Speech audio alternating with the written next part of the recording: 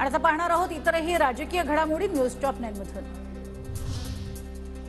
आपापल्या जिल्ह्यातल्या छोट्या पक्षातील पदाधिकारी आणि कार्यकर्त्यांना भाजपमध्ये घ्या, बावनकुळेंचं पदाधिकाऱ्यांना आवाहन। विदर्भातील पदाधिकाऱ्यांच्या मेळाव्यात आवाहन।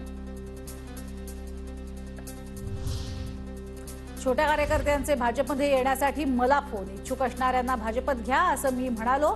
चंद्रशेखर बावनकुळेंकडून स्पष्टीकरण। तर मवियापेक्षा महायुतीत सन्मान मिळाल्याचंही वक्तव्य।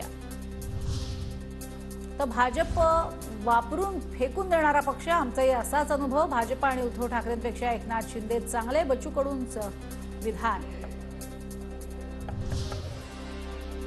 तर बच्चू कडू शिवसेनेसोबत, ते कधी आमच्यासोबत आलेच नाही, देवेंद्र फडणवीसांची प्रतिक्रिया। तर मवियापेक्षा महायुतीनं बच्चू कडूंना चांगलं सांभाळलं, बावनकुळेंचं वक्तव्य।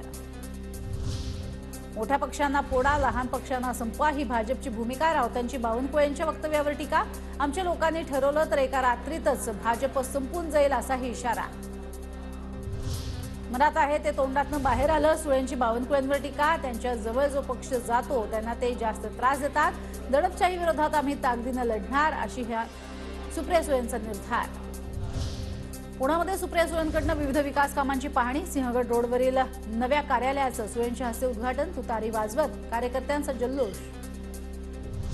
पुढचा अर्थसंकल्प महाविकास आघाडी मांडेल, या सरकारचा हा शेवटचा अर्थसंकल्प असेल। सुप्रिया सुळेंची अर्थसंकल्पीय अधिवेशनावर प्रतिक्रिया। मैत्री करा, मैत्री करून पाठीत खंजीर खुपसा आणि खून करा, संपवा हे भाजपचं पूर्वीपासूनच धोरण। विजय वडेट्टीवारांची बावनकुळेंच्या वक्तव्यावर टीका। बावनकुळे हे खरं बोलणारा नेता, त्यांच्या मुखातनं सत्य बाहेर पडल्याचाही टोला।